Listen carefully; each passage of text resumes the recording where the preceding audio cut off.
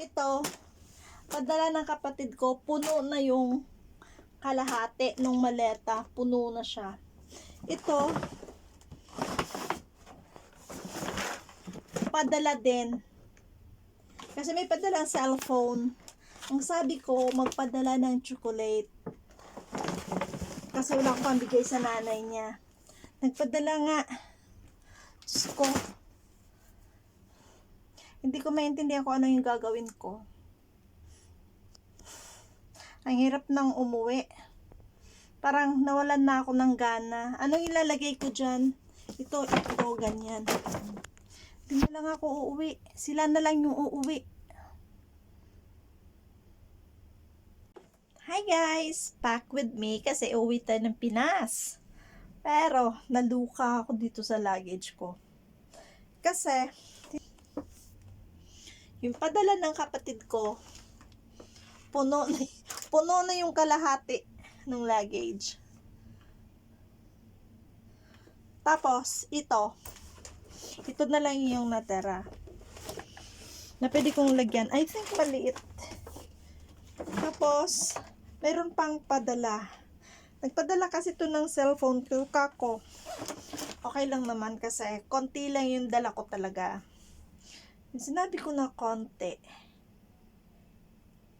Ewan ko kung ano ibig sabihin nun. sinabi ko yung konti. Hindi ko naman sinabi ko lang akong dala, no? Pero konti lang naman talaga yung dala ko. Kaya lang, parang hindi siya magkakasya dito. So, I have here, ito lang yung dadalhin ko. Ayan. 5 Ferrero. Binili ni amo kasi yan eh.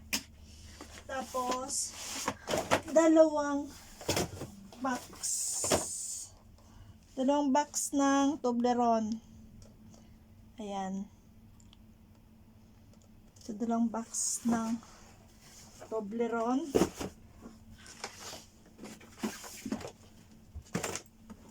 Saka itong ayan. Saka ito lang. Ito lang naman yung gamit ko. Then, meron padala si amo para sa anak ko. So, ito yung padala niya. 2 bag. Damit. Kasi nga, paborito niyang apo. So, yan. So, hindi ko alam kung paano ko to gagawin. Kasi bulky siya.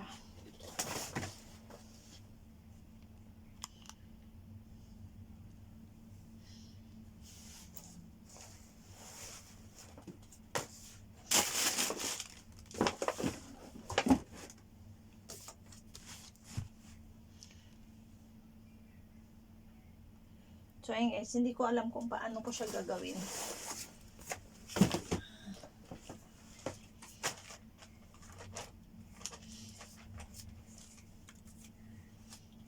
Kasi nga, bulky.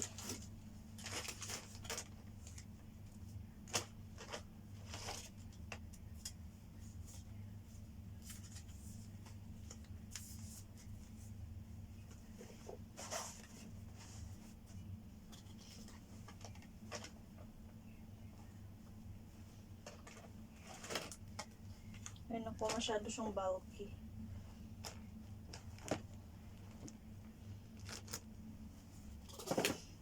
Yes, ganun na lang.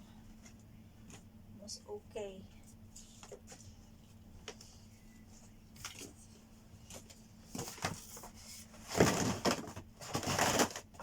So, ganyan.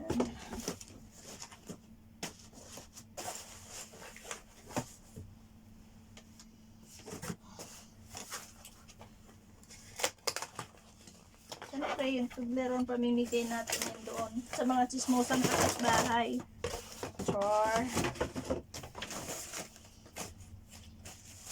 Kasi siyempre, wala naman akong ibang pasalubong. So, kung ano, at least, may Toblerone. Wala tayong masyadong kumare. Kailangan uy. Paano ba yan? Diyan ko ilalagay yung aking gamit. Ayan. Pwede pa ba isa?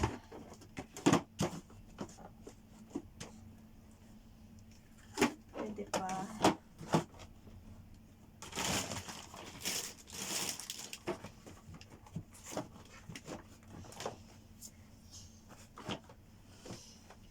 So, ito bitbitin ko na lang yung isa. Then, oh no. Ito kasi personal things to.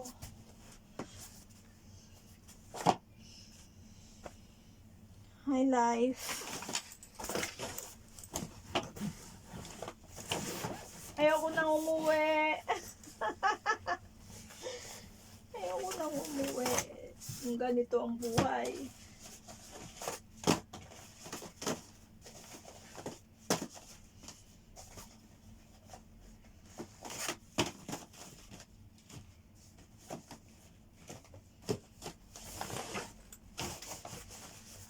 Diba?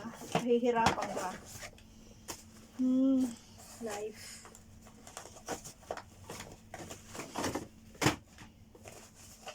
Mapupunta sa bag. Ayokong magbitbit ng mabigat gawa ng actually ayokong magbitbit ng mabigat dahil ang tagal ng layover ko sa Manila. Ayaw kong magkaray-karay ng ano na papunta sa CR.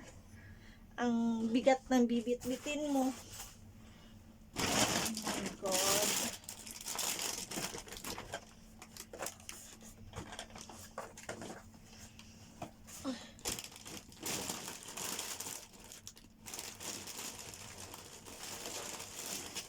Kasi ang dami kong gamot sa ano to sa high blood.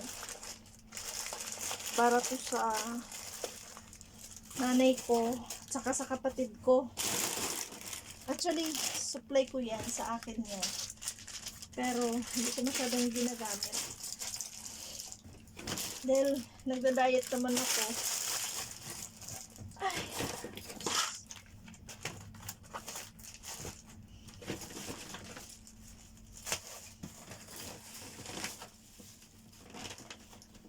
Ano na? Hala, uy.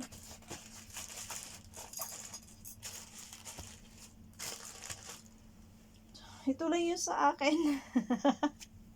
Paano na lang yung iba kong gamit?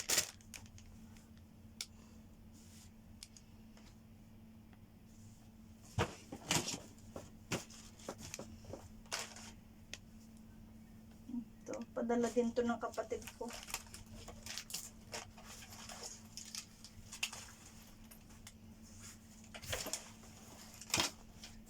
Ayusin ko na lang siguro to, hindi maayos yung pagkalagay.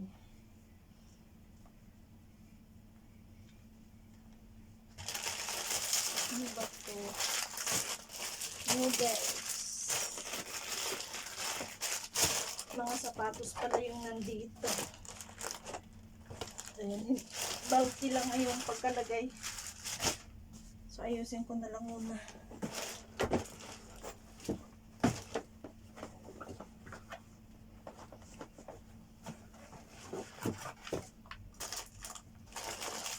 May mga laman. So yung mga medyas. Tanggalan ko na. Lalagay ko na lang sa loob ng sapatos. Ginawa ko kargador nitong kapatid ko. Di wow. May laman din. Chocolate ata yung laman.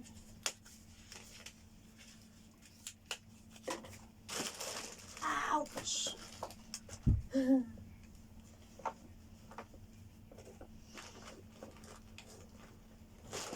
Ayan. Lagay ko mga medyas nung pamangkin ko.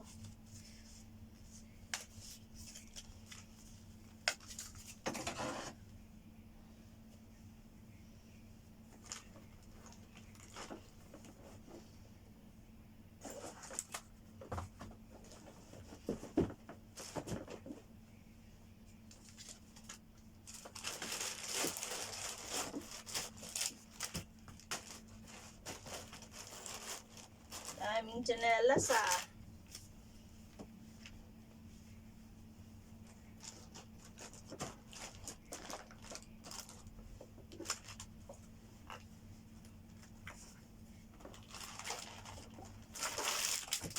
Apat.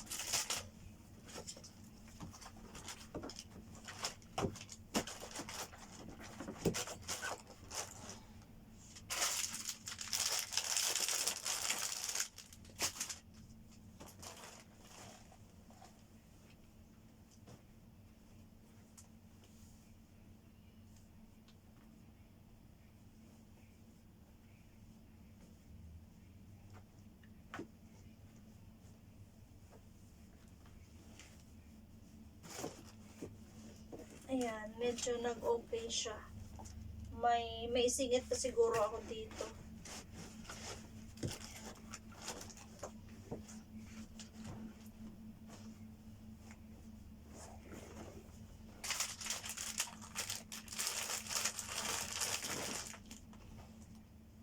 Ayan.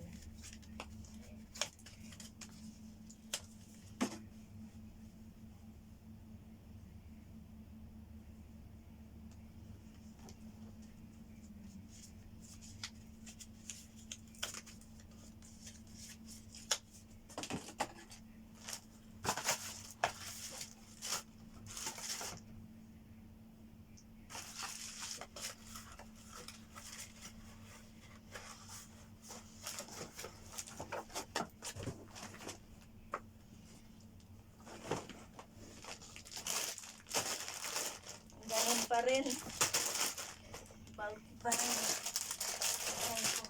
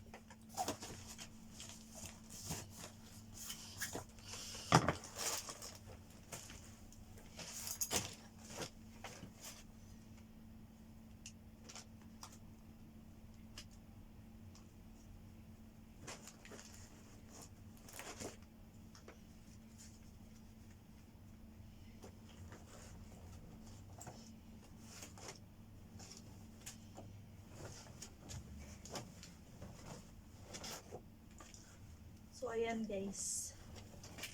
Mukhang ma-hand carry ko talaga yung iba.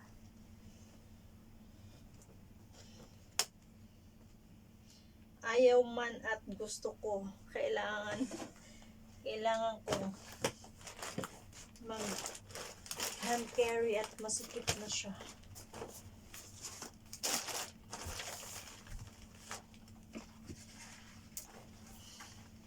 Nadala ko ng gloves kasi tatlo yung dala kong gloves na ganito. Kasi pagka madaming kailangan linisan, kailangan ko ng gloves. Maarte, 'di ba? Maarte lang. So, oh no. Ayun lang. So, paano ko ilalagay yung aking mga dadalhin? Ako ngayon ang nawalan.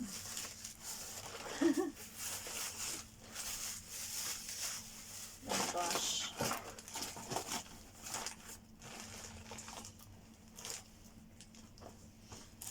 Ito, sa backpack ko na lang ito ilalagay. Bibit-bitin ko.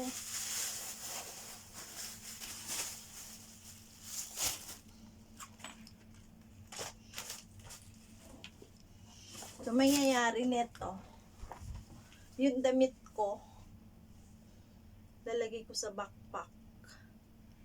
At yun yung magiging hand carry ko. So, konti lang talaga yung dala ko. Ito lang, kakasya na to dito sa aking paboritong bag. Paboritong backpack. Ganito pa rin. Pinang-hike ko. Siya din dadalhin ko pa uwi. Kasi kahit luma na siya, madadala pa rin. Kahit luma na to, magagamit pa rin. Hindi naman kada uwi kailangan bago, diba? Paliwanag pa more. So, yun lang guys. Ito lang yung magiging laman na to. Kasi nasikip na siya.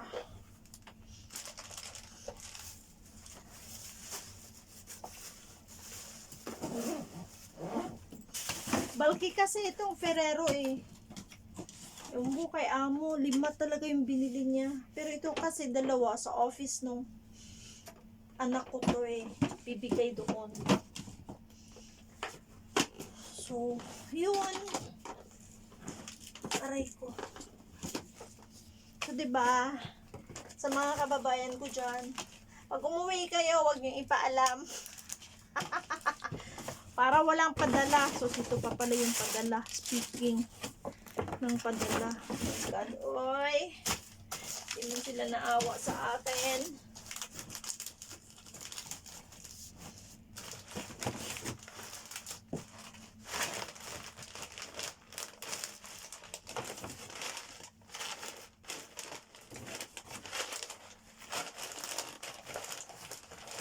Hindi sila naawa sa maleta. God.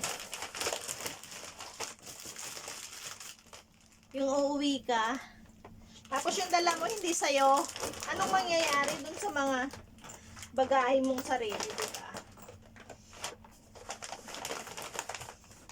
At least ako kasi, kumbaga, kakauwi ko lang nung April. So, saglit lang din naman ako sa Pilipinas.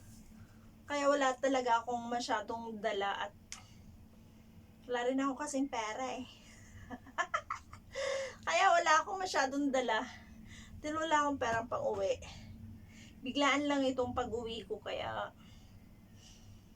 wala akong wala akong dala, wala akong pasalubong. But anyway guys, hindi naman talaga ako nagpapasalubong masyado. Chocolate lang para sa mga pinipiling kamag-anak at kaibigan. Aray, hindi siya masara. Hindi siya masara. Oh my God, masyado siyang bulky.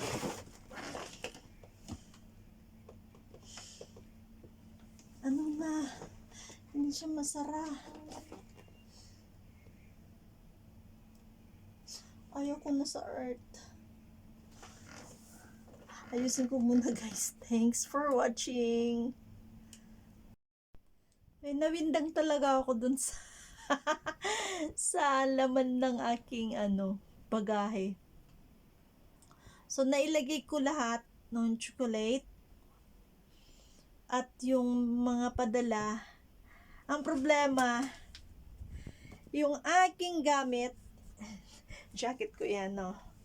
Yung aking gamit talaga na personal ko na konti lang naman yung dadalhin kong damit, 3 pirasong panlakad, 3 pirasong pambahay, tsaka syempre mga pandoob o kung ano-ano pang kailangan ko din. Ito, nandito. Ito lang naman talaga yung gamit ko. May balabal ako dyan. Syempre towel. Baka swimming doon. Gusto ko yung manipis lang. So lahat, ito naiwan sa akin. Yung kanila, dito nakapasok. Pero maliit kasi itong maliit itong maleta. So kinilo ko siya, 22 kilos lang siya. So wala kasi akong luggage. Actually yung luggage na yan, galing pa yan dun sa kapatid ko. So maliit lang. Namang problema talaga ako kung paano ko gagawin. So, may mga chocolate pa dyan na binigay si amo. Binili-bili niya para sa mga bata. Dapat talaga may isa pang luggage na kahit yung pang cabin lang. Yung iniisip ko, Yung uuwi ka, iniisip mo, dahil wala kang pinamili, eh, konti lang yung dadalhin mo, pero uumapaw pala yung dadalhin. Sobra-sobra pa dun sa luggage. Kasi, sa mga padala. So, hindi ko alam bukas. Titingnan ko na lang bukas pag pauwi na ako.